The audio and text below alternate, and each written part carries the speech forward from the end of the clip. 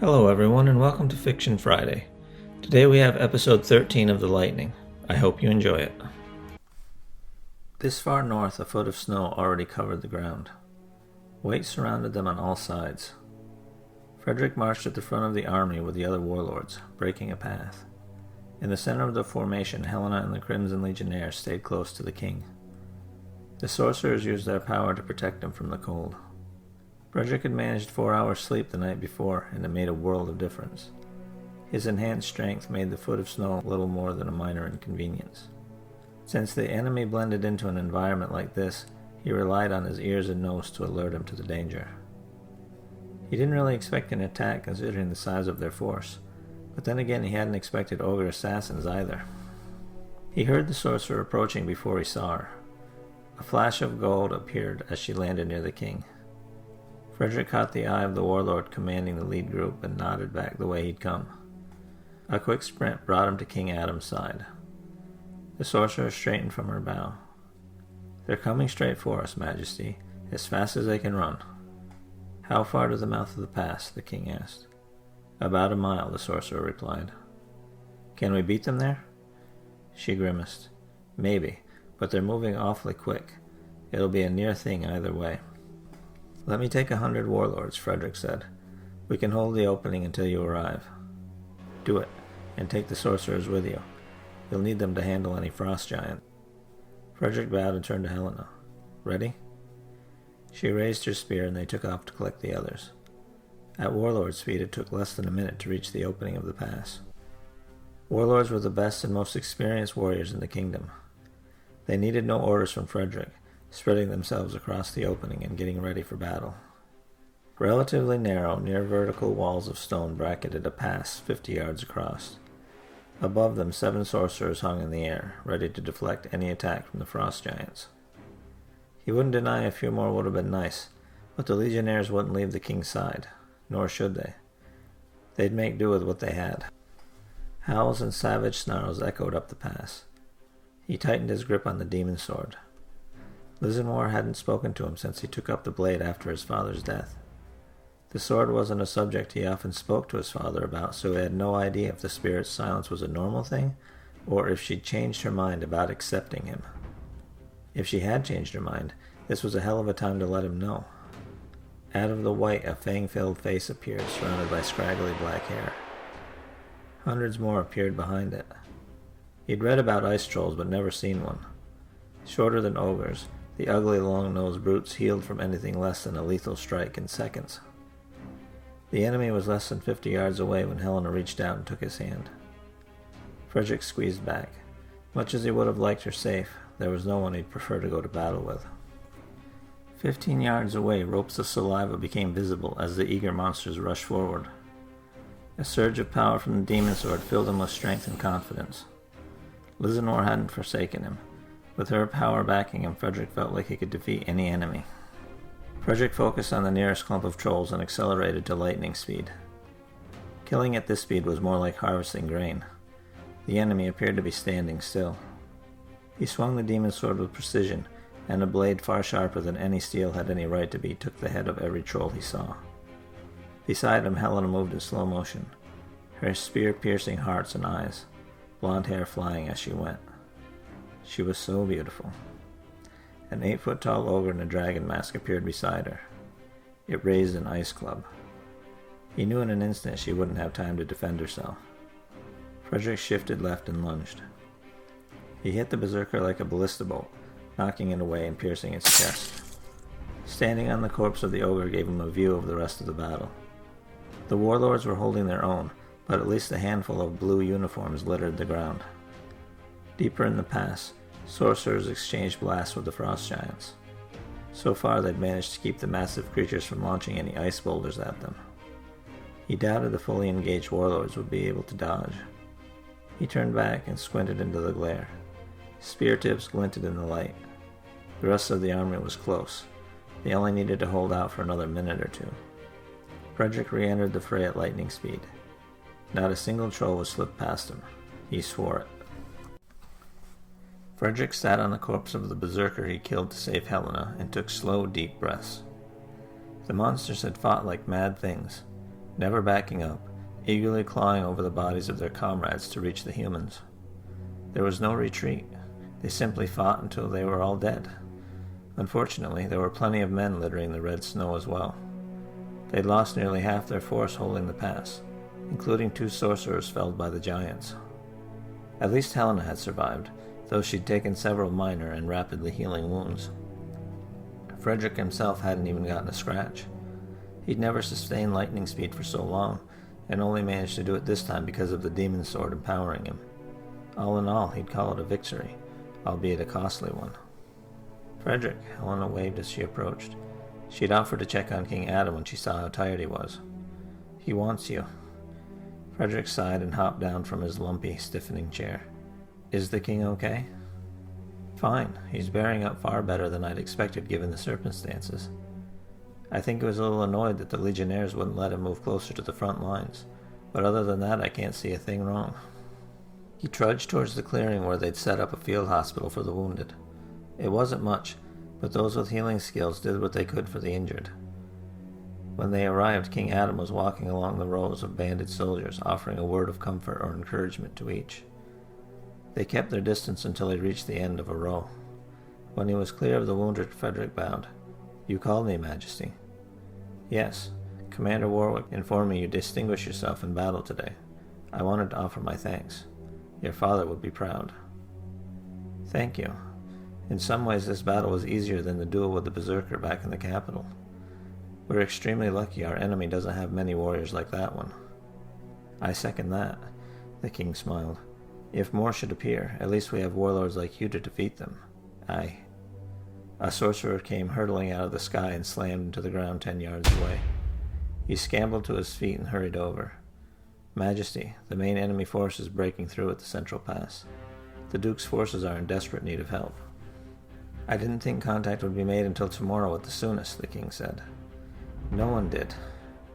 Duke Iceborne's army made better time than expected on their march north, allowing them to reach the mouth of the pass ahead of schedule.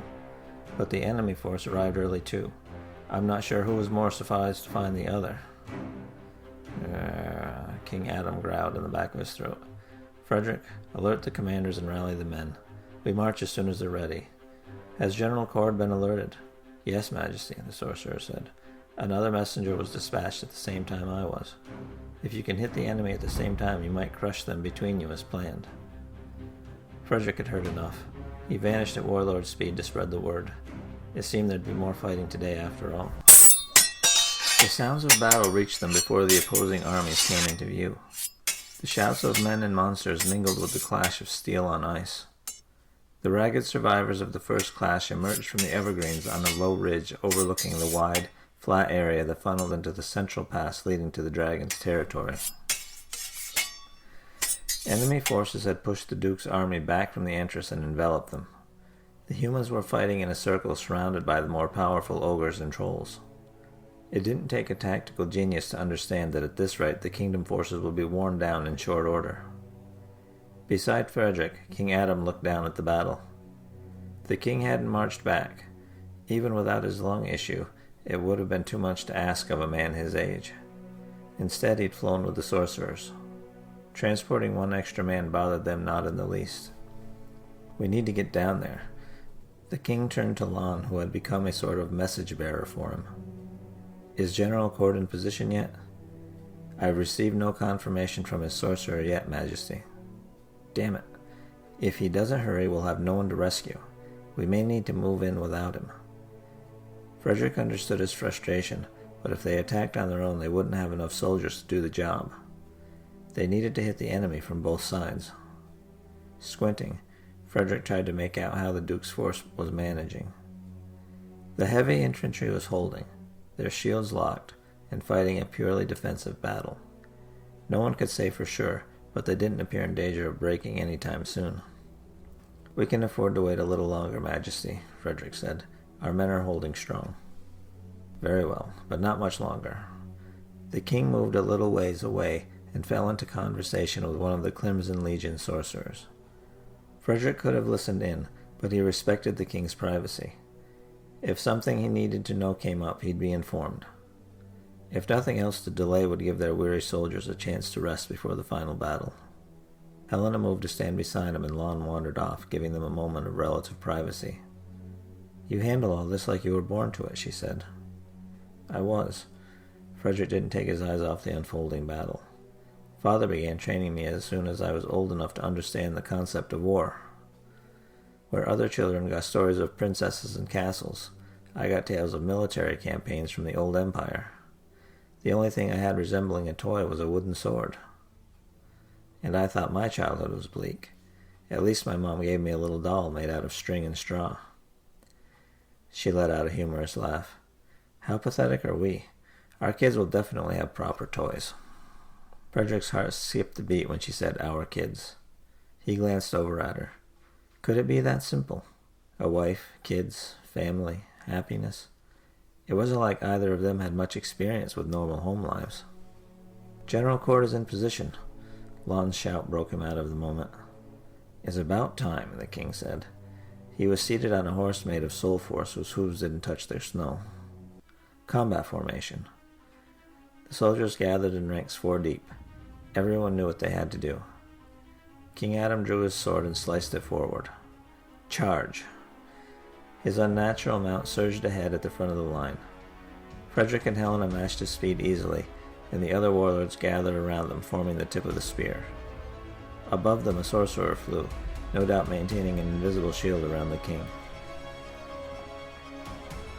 The nearest ogre noticed him just in time to lose its head to the demon sword. After that, Frederick had no more time to think. He cut down anything with blue skin. A troll drew too close to the king and he hacked it up. The battle became a blur of blood and screams. Someone cut him on the arm, but he didn't even slow. When the first human face appeared before him, Frederick finally paused in his killing. "Push them back." The king's order rang out over the battle, magnified by the sorcerer hovering over him. Their group joined forces with Duke Iceborne's, and they turned as one to attack the mass of monsters pushing their way out of the mountains. They were now far from the front lines, and Frederick was content to stay beside the king. They'd broken the enemy's momentum. Even from here he could tell the battle was won. More would die, unfortunately, but the kingdom forces would come out on top. An hour later, his prediction proved true. Back in the past, the massive ogres pressing forward turned and broke for home. Frederick had no idea how the Ice Queen punished fleeing soldiers, but it seemed for now they were willing to take their chances with the dragon.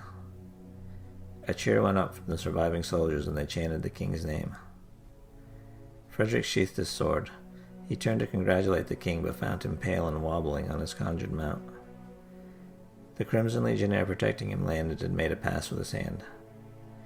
King Adam straightened and gave a full-body shake. He muttered something to the sorcerer, who nodded. General Cord pushed his way through the cheering throng, barking orders for pickets to be set, in case the monsters changed their minds. When he reached King Adam, he said, "Congratulations, Majesty. We couldn't have won the day without you. Your timing was perfect." "Thank you, General. Things seem to be under control here. I believe I'll return to the capital and let my son know the good news." "We'll take care of things on this end, never fear." The general saluted and returned to his duties. Lon landed beside him.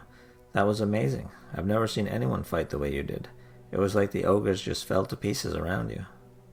"It's what I was trained for."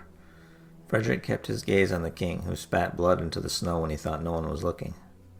Lon thrust out a hand. "It was honor fighting beside you." Frederick gave it a shake. "Likewise. I think we're returning to the capital soon. Good luck with your mission." Lon nodded and flew back up and toward the pass.